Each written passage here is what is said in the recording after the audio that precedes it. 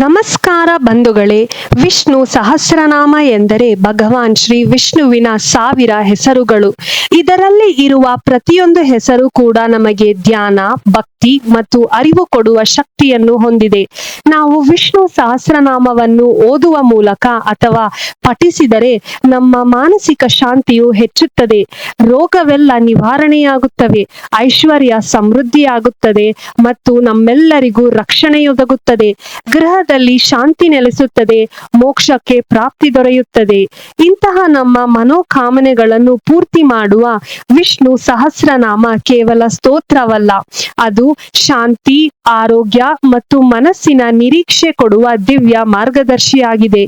ಇಂದು ನಾನು ಸಹಸ್ರನಾಮದ ಪ್ರತಿಯೊಂದು ನಾಮವನ್ನು ಸ್ಪಷ್ಟ ಕನ್ನಡ ಅರ್ಥದೊಂದಿಗೆ ವಿವರಿಸಿದ್ದೇನೆ. ಈ ಅರ್ಥಸಹಿತ ಪಥವನ್ನು ಕೇಳಿದರೆ ಸ್ತೋತ್ರದ ಗಾಂಭೀರ್ಯತೆ ಹೆಚ್ಚಿ ನಮಗೆ ಹೆಚ್ಚು ಲಾಭ ತಂದುಕೊಡುತ್ತದೆ. ಎಲ್ಲರಿಗೂ ಉಪಯೋಗವಾಗಲಿ ಎಂದು ಆಶಿಸುತ್ತಾ ಭಕ್ತಿಯಿಂದ, ಶುದ್ಧ ಹೃದಯದಿಂದ ನಾವು ಸಹಸ್ರನಾಮವನ್ನು ಆರಂಭಿಸೋಣ. ಓಂ ಶ್ರೀ ಪರಮಾತ್ಮನೇ ನಮಃ. ಹರಿ ಓಂ. ವಿಶ್ವಂ ವಿಷ್ಣು ವಷಟ್ಕಾರೋ ಭೂತ ಭವ್ಯ ಭವತ್ ಪ್ರಭುಃ ಭೂತಕೃತ್ ಭೂತಭೃತ್ ಭಾವೋ ಭೂತಾತ್ಮ ಭೂತಭಾವನಃ ಭೂತಾತ್ಮ ಪರಮಾತ್ಮ ಚ ಮುಕ್ತಾನಾಮ ಪರಮಾಗತಿಃ. ಅವ್ಯಯ ಪುರುಷ ಸಾಕ್ಷಿ ಕ್ಷೇತ್ರಜ್ಞ ಅಕ್ಷರೇವ ಚಃ ಯೋಗ ಯೋಗವಿದಾಂ ನೇತಾಂ ಪ್ರಧಾನ ಪುರುಷೇಶ್ವರಃ ನಾರಸಿಂಹವಪು ಶ್ರೀಮಾನ್ ಕೇಶವ ಪುರುಷೋತ್ತಮಃ ಸರ್ವ ಶರ್ವ ಶಿವ ಸ್ಥಾನೂರ್ ಭೂತಾದಿ ನಿಧಿರವ್ಯಯಃ ಸಂಭವೋ ಭಾವನೋ ಭರ್ತಾ ಪ್ರಭಾವ ಪ್ರಭು ಈಶ್ವರಃ ಸ್ವಯಂಭೋ ಶಂಭೋ ಆದಿತ್ಯ ಪುಷ್ಕರಾಕ್ಷ ಮಹಾಸ್ವನಃ ಅನಾದಿ ನಿಧಾನೋ ಧಾತಾ ವಿಧಾತ ಧಾತುರುತ್ತಮಃ ಅಪ್ರಮೇಯೋ ಋಷಿಕೇಶಃ ಪದ್ಮನಾಭ ಅಮರ ಪ್ರಭುಃ ವಿಶ್ವಕರ್ಮ ಮನು ತ್ವಷ್ಟ ಸ್ಥವಿಷ್ಟ ಸ್ಥವಿರೋ ಅಗ್ರಾಯಾಂ ಶಾಶ್ವತ ಕೃಷ್ಣೋ ಲೋಹಿತಾಕ್ಷ ಪ್ರತರ್ದನಃ ಪ್ರಭೂತಃ ತ್ರಿಕಾಕುಬ್ಧಾಮ ಪವಿತ್ರಂ ಮಂಗಳಂ ಈಶಾನ ಪ್ರಾಣದಃ ಪ್ರಾಣೋ ಜ್ಯೇಷ್ಠ ಶ್ರೇಷ್ಠ ಪ್ರಜಾಪತಿ ಹಿರಣ್ಯಗರ್ಭೋ ಭೂಗರ್ಭೋ ಮಾಧವೋ ಮಧುಸೂದನಃ ಈಶ್ವರೋ ವಿಕ್ರಮಿ ಧನ್ವಿ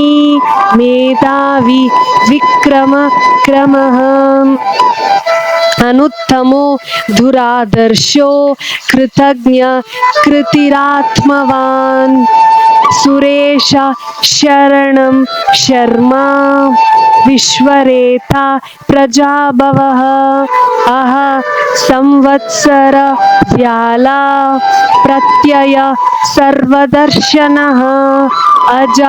ಸರ್ವೇಶ್ವರ ಸಿದ್ಧಃ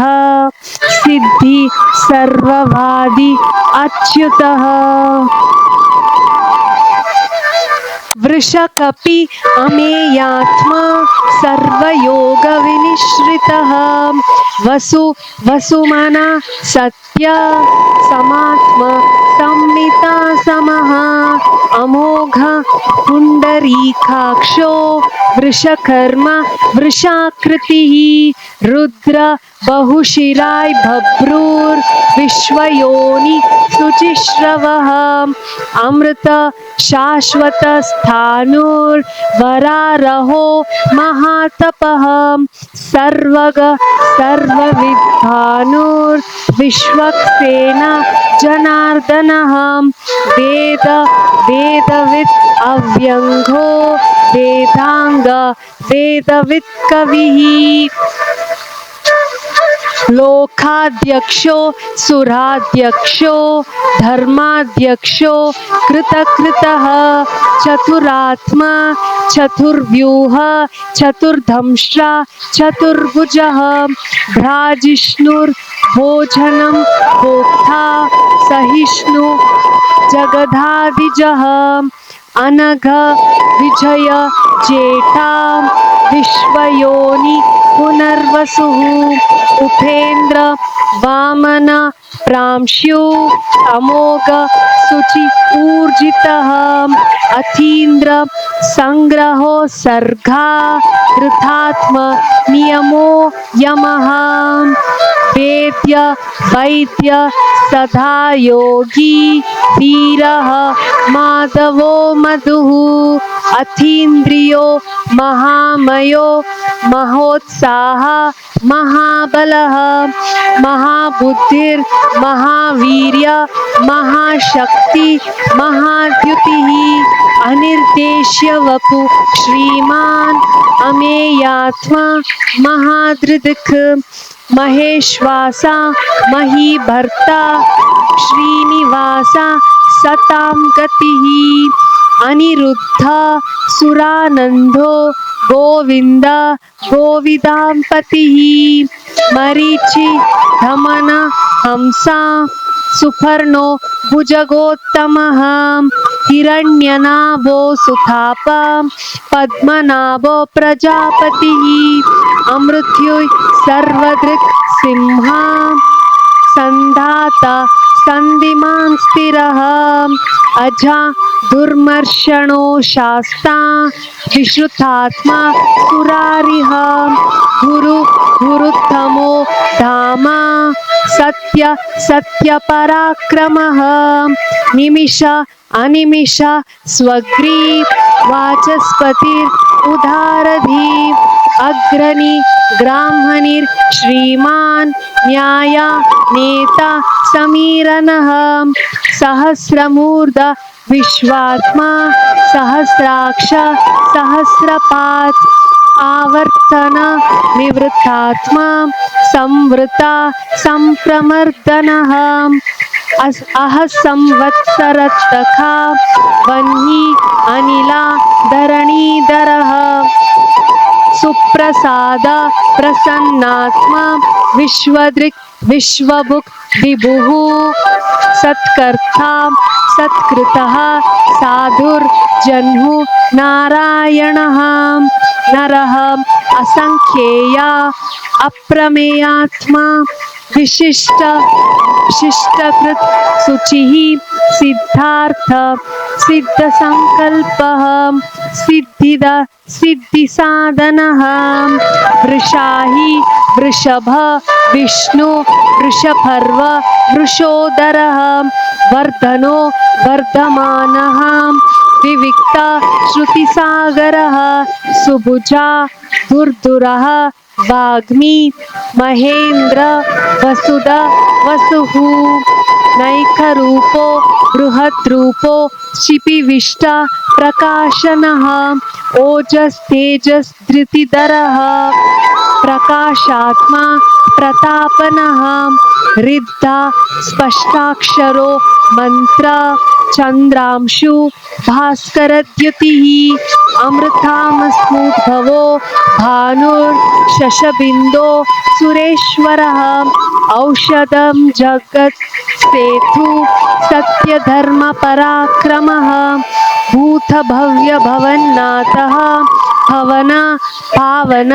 अनलः कामः कामकृत् कांता काम कामप्रद प्रभुः युगाधिकृत् युगावृतः नैकमायो महाशनय अदृश्य व्यक्तरूपः सहस्रजित् अनन्तजित् इष्टां विशिष्टा शिष्टेष्टो शिखण्डी नहुषा वृषः क्रोधः क्रोधकृत्कर्ता विश्वबाहु महीधरहो अच्युत प्रतीत प्राणः प्राणदः वासवानुजः अपां निधि अधिष्ठानम् अप्रमत्त प्रतिष्ठितः स्कन्दधरो धुर्या वरदा वायुवाहनः वासुदेवो बृहद्भानुर् आदिदेवो पुरन्दरः अशोक तारान तारा शूर शौरी जनेश्वर अनुकूल सखावर्तः पद्मी पद्मनिवेक्षणः पद्मनाभो अरविन्दाक्षः पद्मगर्भा शरीरभृत् महारथी रिद्धा वृद्धात्मा महाक्षो गरुडध्वजः अतुला शरभा भीमा समयज्ञ हर्विर्हरिः सर्वलक्षणलक्षण्यः लक्ष्मीवान् समितिञ्जयः विक्षारा रोहिता मार्गा हेतु दामोदर सह महीधर महाभागो वेगवान् अमिताशनयाम् उद्भवो क्षोभनो देवा श्रीगर्भो परमेश्वरः करणं कारणं कर्ता विकर्ता गहनो गुवः व्यवसायो व्यवस्थानः संस्थान स्थानदा ध्रुवः परार्धी परमस्पष्ट तुष्ट पुष्ट सुवेक्षणः राम विरम विरजो मार्गो नेया नया अनाय वीर शक्तिमतां श्रेष्ठः धर्म धर्मविदुत्तमः वैकुण्ठ पुरुष प्राणः प्राणदो प्रणवः पितृ हिरण्यगर्भो शत्रुघ्न व्याप्त वायु अदोक्षजः ऋतु सुदर्शनो काल परमेष्टि परिग्रहः दुर्लुथन संवत्सरो दक्षः विश्राम विश्वदक्षिण विस्तार स्थावरस्थानुर् प्रमाणं बीजमव्ययम् अर्थाम् अनर्था महाकोशो महाभोगो महाधनः अनिर्विण्य स्थविष्ट अभु धर्मयूपः महामख नक्षत्रनेमिर् नक्षत्रो क्षमा क्षामा समीहनः यज्ञ इज्या महेज्य क्रतु सत्रं सतां गतिः सर्वदर्शी विमुक्तात्मा सर्वज्ञ ज्ञानमुत्तमम् सुव्रता सुमुखा सूक्ष्मा सुघोषा सुखदा सुहृत् मनोहरा जितक्रोधः वीरबाहुर्विदारणः स्वपन स्ववशः व्यापी नैकात्मा नैककर्मकृत् वत्सरो वत्सला वत्सी रत्नगर्भो धनेश्वरः धर्मगुप् धर्मकृत् धर्मी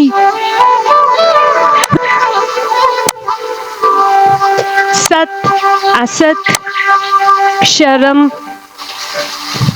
अक्षरम् अविज्ञाता सहस्रांशुर्विधाता कृतलक्षणः गभस्तनेमि सस्वस्ता सिंह भूतमहेश्वरः आदिदेवो महादेवो देवेश देवभृद्गुरुः उत्तरो गोपति गोप्ता ज्ञानगम्य पुरातनः शरीरभूतभृत् भोक्ता कपीन्द्र भूरि दक्षिणः सोमप अमृतप सोमा पुरुजित् पुरुषोत्तमः विनय जय सत्यसन्धा दाशार्ह सात्वतां पतिः जीव विनयिता साक्षी मुकुन्द अमित विक्रमः अम्बो निधिर् अनन्तात्मा महोदधीशयः अन्तका महोदधीशय अन्तकाम् अजा महार्ह स्वभाव जितामित्रो प्रमोदनः आनन्दो नन्दनो नन्दा सत्यधर्म त्रिविक्रमः महर्षि कपिलाचार्य कृतज्ञो मेदिनीपतिः त्रिपाद त्रिदशाध्यक्षो महाशृंग कृतान्तकृत् महावरहो गोविंद सुषेण कनकांगदी गुह्यो गभीर गहनो गुप्ता चक्रगदाधरः वेद स्वांग अजित कृष्णो दृढा संकर्षणोच्युतः वरुणो वारुणो वृक्षा पुष्कराक्षो महामनः भगवान् भगः आनन्दी वनमाली हलायुधः आदित्यो ज्योतिरादित्यो सहिष्णु सगतिसत्तमः सुधन्व खण्डपरशु दारुणो द्रविणप्रद दिवस्पृक् सर्वदृक्व्यासो वाचस्पतिरयोनिजः त्रिसाम सामग सामा निर्वाणं तेजसं पिशक् संन्यासकृत् समा शान्ता निष्ठा शान्ति परायणम् शुभांग शांतिद स्रष्टां कुमुद कुवलेशयः गोहिता गोपति गोप्तां वृषभक्षो वृषाप्रियः अनिवर्ति निवृत्तात्मा समक्षेप्त क्षेमकृत् शिवः श्रीवत्सवक्षा श्रीवासो श्रीपति श्रीमतं श्रीदः श्रीश श्रीनिवास श्रीनिधि श्रीविभावन श्रीधरः श्रीकर श्रेय श्रीमान् लोकत्रयाश्रयः स्वक्ष स्वंग शतानन्दो नंदी ज्योतिर्गणेश्वरः विजितात्मा विधेयात्मो सत्कीर्ति छिन्न संशयः उदीर्णा सर्वथ चक्षु अनीशा शाश्वत स्थिरः भूषय भूषण भूतिर् विशोक शोकनाशनः अर्चिष्मान् अर्किता कुम्भो विशुद्धात्मो विशोदनः अनिरुद्धो अप्रतिरथ प्रद्युम्न अमित विक्रमः कालनेमिनिः वीरा शौरी शूरजनेश्वरः त्रिलोकात्मा त्रिलोकेशः केशव केशिहा हरिः कामदेव कामपाल कामी कांता कृतागमः अनिर्देश्य वपु विष्णु वीर अनंतो धनंजयः ब्रह्मण्य ब्रह्मकृत् ब्रह्मा ब्राह्मा ब्रह्मविवर्धनः ब्रह्मविद् ब्राह्मणो ब्राह्मी ब्रह्मज्ञ ब्रह्मण प्रियः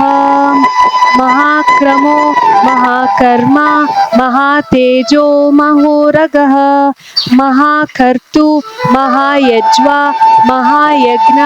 महाहविः स्थव्य प्रिय स्तोत्रं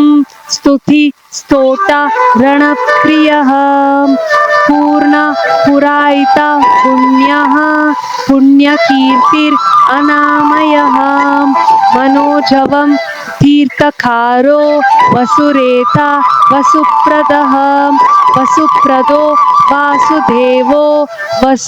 वसुमना हविः सद्गति सत्कृति सत्ता सद्भूति सत्परायणः शूरसेन यदुश्रेष्ठो सन्निवास सुयामुनः भूतवासो वासुदेवो सर्वासु निलयः अनलः दर्पः दर्पदा दृप्ता दुर्धारा अथ पराजितः विश्वमूर्ति महामूर्ति दीप्तमूर्ति अमूर्तिमान् अनेकमूर्ति अव्यक्तो शतमूर्ति शताननः एक नैक सवा खा किं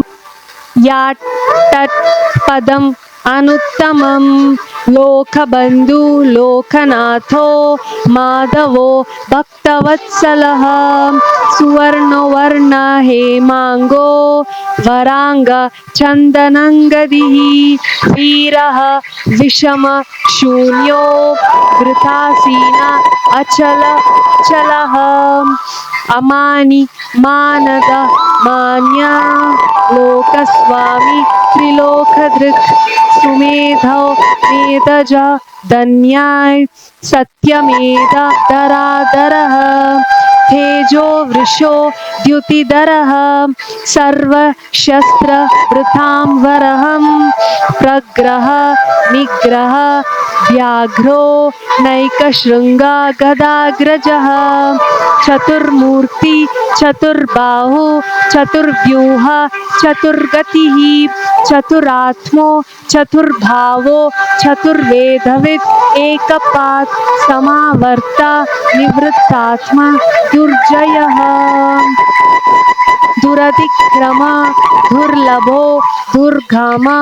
दुर्गो दुरावसो दुरारिहा शुभांगो लोकसारंगो सुतंतु तंतुवर्धनो इंद्रकर्मा महाकर्मा कृतकर्मा कृतागमः उद्भवो सुंदरा सुंधा रत्ननाभो सुलोचनः अर्का वाजासना शृंगी जयंतो सर्वविजयी सुवर्णबिंदु अक्षोभ्यः सर्वभागीश्वरेश्वरः महाहर्ता महागर्थो महाभूत महानिधिः कुमुद कुंदर कुंदा पर्जन्य पावन अनिल अमृताश अमृतवपु सर्वज्ञो सर्वतोमुखः सुलभ